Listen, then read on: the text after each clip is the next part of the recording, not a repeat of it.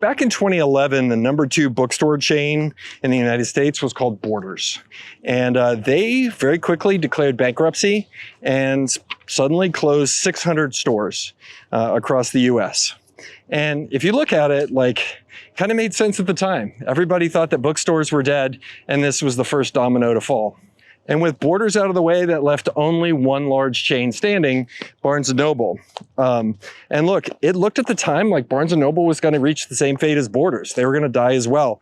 And starting with 700 stores back in 2010 until 2019, their business absolutely cratered. They closed 150 stores and things didn't look good.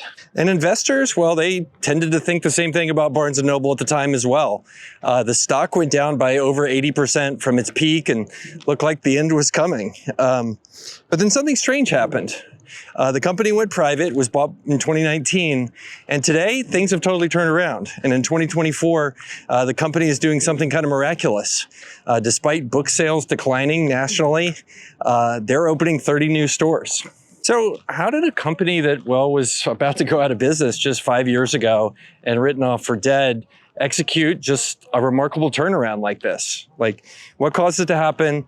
How did we get here? And then two more things in this video. What can we learn from the turnaround of Barnes & Noble? And lastly, maybe some insights for you at the end of the video, how a lot of what you're reading in the news about Barnes & Noble, well, it just isn't all what it seems. So stay tuned. If you're new here, my name is Michael. My hobby is to study business and talk about business. I love it. Other people have more fulfilling things they do, like race cars or ride horses or, I don't know, garden. Me, I like to talk about business, and it's just fun. So I run this YouTube channel and video channel about that type of stuff. I study what's happened in business and then I make videos about it. So other people who are entrepreneurs like myself can learn from it and put it into practice. So if you like that kind of stuff, give me a follow, stick around. So to understand the turnaround of Barnes & Noble's, we have to go back to basically the 1990s. And at that point, they had pioneered the concept of this book superstore trend. And much like Walmart had come into individual cities and decimated independent and small retailers in all the categories it was in, the folks at Barnes & Noble had done that for books. And they were the undisputed king of book selling. They had pioneered the idea of cafes inside of their stores and pioneered the idea of huge selection at reasonable or discount prices, and done that in a way that basically, other chains and independent booksellers, they just couldn't compete. And the business model for Barnes & Noble was pretty simple, right? You build these huge stores, you compete on selection, and then you compete somewhere else, which is when you get to be big enough as a chain like that, suddenly you have pricing power over publishers and authors to where you can get better prices than, say, the independent booksellers can get. And combine this idea of a huge amount of selection to where if you wanted a book, they were going to have it at Barnes & Noble. And secondarily, they could buy books cheaper than you could. And also, they could demand to get paid by publishers to promote their books. That proved to be just a winning formula. And by the early 2000s, they controlled 30% of the United States book market. One thing you'll learn from these stories I talk about in business, not all good things last forever in business. The only constant is change. And along came something to disrupt kind of the fairy tale situation for Barnes & Noble, which was our good friend Amazon. And if you were alive back then, which, man, 27 years ago is a long time ago, I was around, you'll remember that Amazon actually got started as an online bookseller. They came in and they did to Barnes & Noble basically what Barnes & Noble did to all the little bookstores. They offered a giant selection, easy convenience, and it was easy to just go online and go to Amazon and say, I need the book.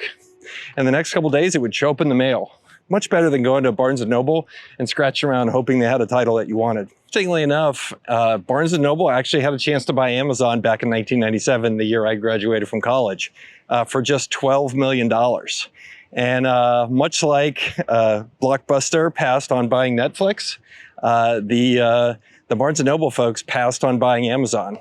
And that was a decision that would, come to haunt the chain for kind of the rest of its existence. Amazon, if nothing else, they're formidable. By 2007, Amazon was selling 6% of all books sold in the United States. By 2019, that number was close to 50%. They had come out of nowhere and basically ended the dream and long run that Barnes & Noble had gone through for decades. But as I'll show you a lot on this channel, the things that kills businesses isn't usually one thing. It's usually multiple things that were once tailwinds turn into headwinds. And the second one that came after the Barnes & Noble chain was clearly the rise of the e-reader. And Amazon launched that in 2007 to great fanfare. And if having a giant bookstore where you could click a button in the case of Amazon and the book shows up in your mailbox in the next couple of days was beautiful, imagine if an e-reader shows up and then you can click a button and the book instantly shows up in your pocket and you can read it at that moment. And when Amazon launched theirs in 2007, Barnes & Noble was just slow to respond. It took them until 2009 to bring out their own offering, the Nook, which by then, 2 years late in technology terms, they were too late. But look, by the early 2000s, most big corporations had learned about the danger of being disrupted by technology innovations like the Kindle. And so Barnes & Noble and the leadership there, they did what most management would do in that situation, which was they kept fighting and they kept investing to try to retain market share and keep from losing it. And they invested over $1.4 billion to try to make the Nook a thing between 2010 and 2019. Just an astronomical sum for a retailer at the size of, well, Barnes & Noble. That kind of cash outlay, the business was already behind the 8 ball. Like how are you going to survive when you're spending that kind of money trying to keep a failing business, in the case of the Nook, alive and going? And look, that translated into the third and biggest problem that I think Barnes & Noble had over that time, which was just a revolving door of leadership. They had different CEOs coming in all the time and weren't able to give a consistent level of vision and direction to the company. Between 2010 and 2019, Barnes & Noble had 4 different CEOs. And here's the thing, the way things work when you bring in a new CEO to a business like this, invariably, all the stuff their predecessor was doing was terrible. And because the new CEO wants to leave their mark on the business, they universally will come up with new ideas and new things to do. And when you have a big business the size of Barnes & Noble that's challenged, that kind of leadership, whipsawing and changing of things over and over again, it can be hugely damaging to the enterprise value of the business. And ultimately, you can end up with a business that just gets tired of having to change so much as new CEOs bring in new ideas like cafes and membership services and bringing in toys and all kinds of stuff that fundamentally just wasn't making and moving the needle for the company. So by 2019, those 3 headwinds together left a chain really without much coherency and much idea of what it was really supposed to be. I remember going into the stores back then. I actually have a tweet from when I went in where I walked in. I was like, man, more than half the stuff at this Barnes & Noble isn't actually books.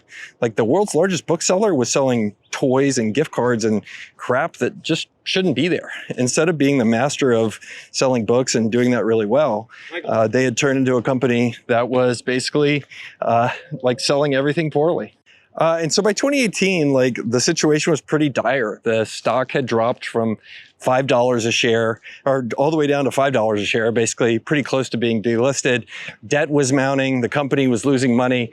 When I looked the last couple of quarters, they were public. They were losing $60, $100 million a year, just hemorrhaging cash in a way that wasn't working. And it was a mess, and everybody had written them off. Look, it was easy to think that at the time, Barnes & Noble was dead, right? Like, ebooks had won, Amazon had won, it was just over. The whole idea of retail being a place you go get books, like it was easy to see in your mind how like that was a failure. So the company and the board, kind of lacking options and having done their best at this point, they put the company up for sale. And there were a few buyers, but one private equity firm stepped up. And it's a firm called Elliott Capital Management.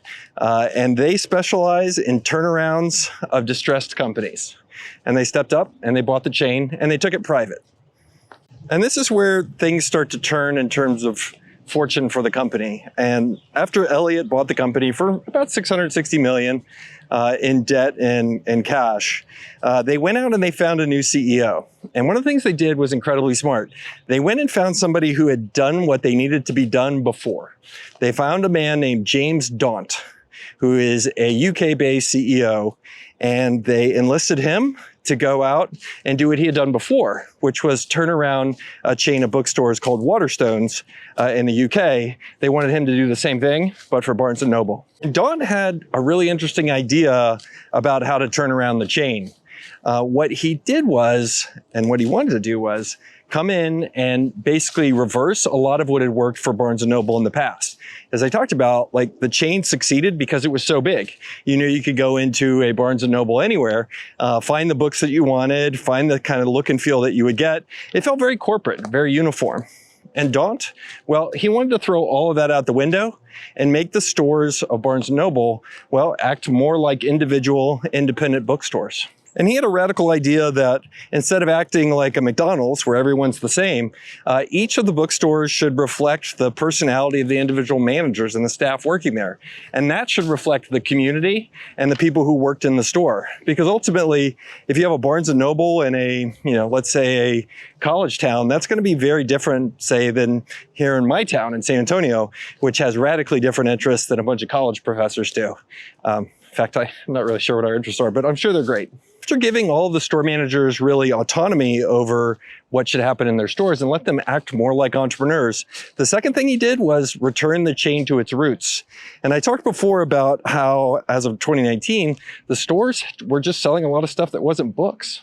And you saw things like toys and Hallmark cards and all this stuff. It made the stores feel cluttered. Like, how are you going to find a great book for you if you're having to wade through Hasbro toys, Legos, and board games? Like, just doesn't make any sense. And ultimately, the product of getting rid of all this stuff that just wasn't books, it changed the look and feel of the stores entirely. It made them all about being a mecca for books. And you could go into the bookstores by the end of 2020, and they felt just like they should. A place that really, really does books well. And I'll put up my tweet here that I did back in 2019, where I went into Barnes & Noble, and the place was such a mess that I went and felt so bad for them that I bought just a random book for $35 because I wanted them not to go out of business. And growing up, like being a nerdy kid before the internet, like I loved books. Like I read books all the time. And going to Barnes & Noble was just something I would go do on a Saturday night or a Friday night. It was just a magical place where for, $20 or even less, you could go buy a book that would potentially change your life. And to me, my love of books at the time made me so sad to go into Barnes & Noble and see that it had become this huge mess. Kind of crazy. And in changing the way decisions were made at the company to where the store managers became a lot more entrepreneurial, it radically changed the culture of the company. The idea being that now the store managers had the autonomy to make changes to their stores. They could design signs the way they wanted to have them. They could design different events tailored to their local community. And most importantly, they could bring in books that they and their staffs loved. And rather than being forced by corporate to carry certain books and promote those, they would basically take ownership of that at a local level.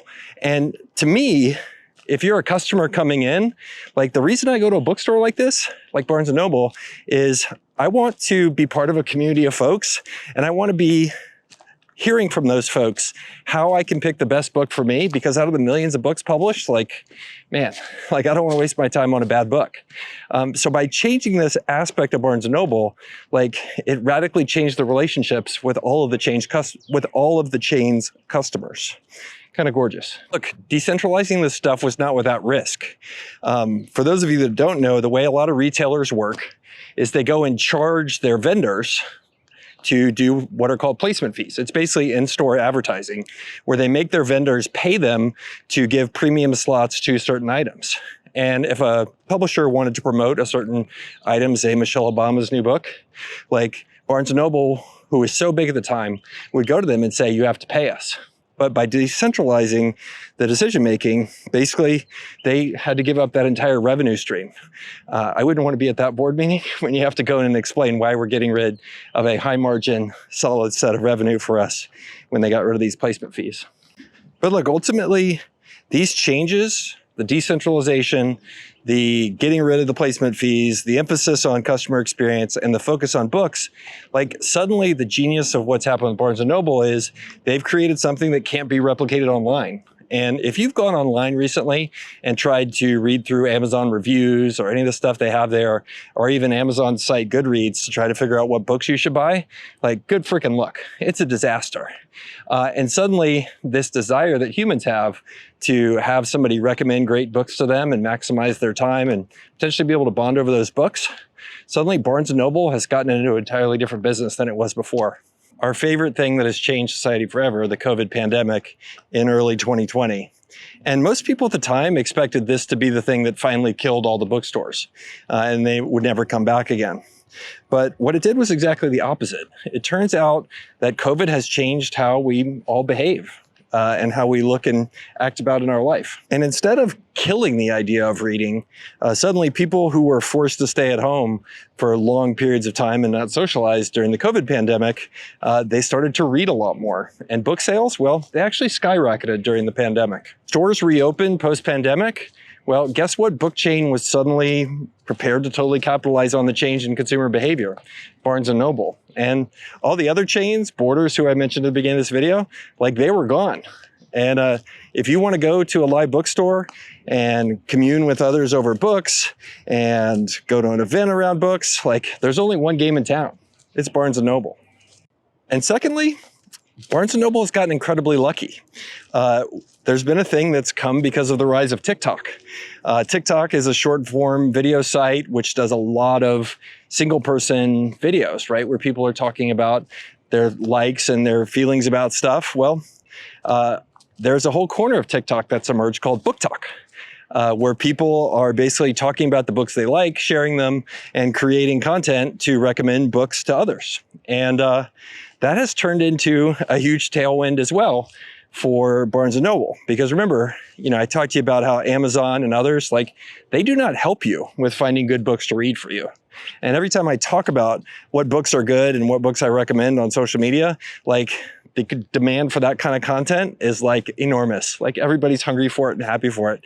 And Book Talk has turned into a place where people are discovering books and the types of books they want to read. And a lot of times, because of that consumption, they're going straight to Barnes & Noble to buy them. So one thing that's interesting when you look at this is what types of books are getting recommended on Book Talk and who's recommending them. There are a lot of women recommending them, and there is a huge rise in books that basically are versions of 50 Shades of Grey. If you remember 50 Shades of Grey, it's pretty raunchy, right? And if you go look at what books are selling really well right now, in the fiction category, it's a lot of stuff that's pushing the limits of kind of, well, there's some bad words used in there. And look, with a lot of things that are kind of adult-oriented content or adult-oriented items, a lot of people don't like to buy that stuff online. They want to go buy it in a store and then be able to put it into a place where it's not as obvious what you're buying. And that trend between TikTok and this rise of kind of the amorous level of literature that Gen Z and young folks are consuming like crazy, well, that's another huge tailwind for Barnes & Noble that, well, they just kind of looked into. So by 2022, something miraculous happened. Despite it being left for dead, basically, the Barnes & Noble chain was something that opened more stores in 2022 than it closed. And the chain has started to grow again because of these changes. But there's kind of a problem with all of this narrative, which sounds great, but we really don't know how much of it is true because the company is private. Remember when Elliott bought the company, they took it private, which means we don't see a lot of the things you normally see in big public companies. We don't have that level of public disclosure, so we don't really know what's going on beyond that. But at least according to what the company is saying, it's growing and it's profitable, which is kind of a miracle. But what can we learn from the story of Barnes & Noble? I think number one is, if you're looking for somebody to do a job for you, whether it's a CEO or somebody else, there's an amazing hack to hire somebody who's done it before and succeeded at it before. And in the case of Barnes & Noble, right, they went through 4 different CEOs over the course of a 10-year period before they finally hired Dawn. And what was the difference? Well, Dawn was somebody that had done it before. This reflects my experience too. Like, I'm on the board of a company in turnaround mode right now. And when we went to go find a new CEO for the business, the first thing I told the recruiters was, go find me somebody that's done this before. Like, I want a proven athlete who's done this thing in practice. I don't want somebody who's going to be figuring it out for the first time. And again, just like a huge lesson when you're building a business or trying to get a job done inside of your company, like you don't want to go hire a general contractor and have them build your house if it's the very first house they're going to build. Not a good sign. So lesson number 2, when I researched this article, one thing I noticed was, when I researched this video, one thing I noticed was like the talking points and the things that were showing up in all the articles and the language that people were using, like it was all very consistent, like very, very consistent, which led me to believe there's some stuff going on. Most notably, there is definitely a PR campaign happening around Barnes & Noble where they're trying to make the company look good at this point. And I think that's the lesson from all this. Like with any information you get, whether you're a leader or you're somebody that's reading the news, like you got to read it with a critical eye because by and large, like there's a lot of stuff being told you to try to manipulate you and your opinion. And in this case, like it's a huge red flag that there is just a bunch of talking points being repeated by every single media operation, which to me indicates there is a sophisticated and high-level PR stuff going on to plant these stories about the redemption of Barnes & Noble. That means a lot of the stories have left out kind of some of the important things about the turnaround. One of the things you'll read if you go kind of Google commentary online about Barnes & Noble is how much employees are complaining about being understaffed and underpaid. And then secondarily, like not included in a lot of the discussion is like what they're doing with regards to creating recurring revenue and with membership fees and discount programs and all that kind of stuff. Like interesting that none of that showed up in a single one of the articles. But that kind of revenue, as we've seen from businesses like Costco, membership fees can be an amazing ability for, well, amazing way for companies to make even more money. So anyway, just something to look at here with this business is, man, there's a lot more to the story that we don't know, and reporters often do a good job of missing it. Lesson number 3. Look, when a business is struggling, it's really tempting to go look for greener grass elsewhere. And you saw that with all these CEOs of Barnes & Noble. They saw the book market itself shrinking, and rather than leaning in and trying to do that better, they got into other markets. They started selling Hallmark cards and toys and board games and just crap. And I think it's really tempting when a business is struggling or needs to turn around to basically look for miracle solutions where the grass is greener. And the reality is the grass is not greener. Business is hard no matter where you are. And your job as a CEO is many times just to do your core business really, really well, rather than try to go find some new miracle solution or expand it in a new line of business. And that was a trap that definitely the CEOs of Barnes & Noble got into until Mr. Daunt showed up. So where do we go from here? Look, the reality is that the book market is still shrinking. Last year in 2024, the total number of sales of books and dollars spent shrunk by about 2%. Barnes & Noble shrunk at about that level too. Notice they don't talk about that in the articles. This is still a business that is growing into a headwind of a shrinking market. That's always a red flag. But the reality is, like all these articles and the PR stuff that we're seeing in the news, that's not just happening. Like if you see universal talking points and somebody spending a bunch of money on a PR campaign, it's because they are getting ready to do something later on, and they're playing the long game there. And what's clearly happening here is Elliott is setting up the company to go public again and telling a good story and laying the foundation so investors like you and me might buy their stock when they go public again, and Elliott can get their payday. Kind of genius. News is when they do go public, there's a lot of regulations around that. They will be required to publish the financials and details around the business, and that'll be good for you and me, especially if you want to buy the stock.